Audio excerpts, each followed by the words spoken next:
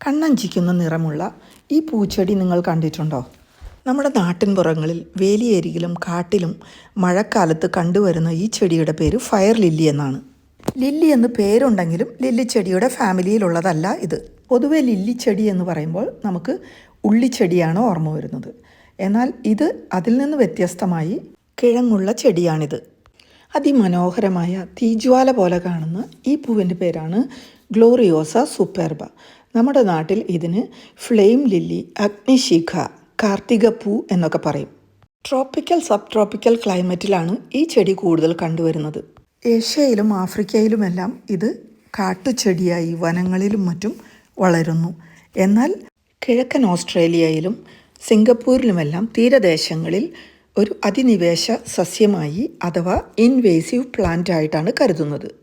മറ്റു ചെടികളിൽ പടർന്നു കയറുന്ന ഈ ചെടിയെ ക്ലൈംബിംഗ് ലില്ലി അല്ലെങ്കിൽ ക്രീപ്പിംഗ് ലില്ലി എന്നും പറയും.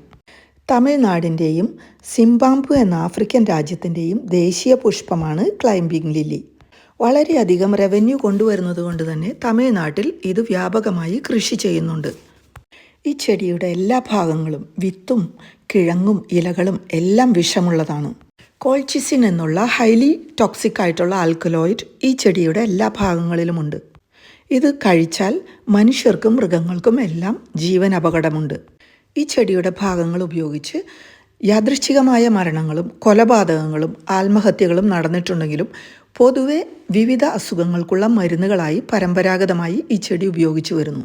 ക്യാൻസർ രോഗത്തിനും ഗൗട്ട്, ത്വക്ക് രോഗങ്ങൾ, മുറിവുകൾ ഉണങ്ങുന്നതിന്, ഇൻഫ്ലമേഷൻ, ജോയിൻറ്റ് പെയിൻ, സർപ്പവിഷം ഇങ്ങനെയുള്ള വിവിധങ്ങളായ വളരെ അധികം അസുഖങ്ങൾക്ക് ചികിത്സയ്ക്കായി ഈ ചെടിയുടെ ഉൽപ്പന്നങ്ങൾ ഉപയോഗിച്ചു വരുന്നു.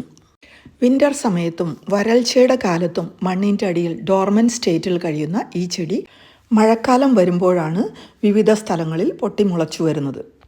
നമ്മുടെ അയൽ സംസ്ഥാനമായ തമിഴ്നാട്ടിൽ കോൾച്ചിസിൻ എന്ന മരുന്നിൻ്റെ ഉൽപ്പാദനത്തിനായി ഇത് വ്യാപകമായി കൃഷി ചെയ്തു വരുന്നു. എന്നാൽ മറ്റു രാജ്യങ്ങളിൽ ഇത് അലങ്കാര ചെടിയാണ്.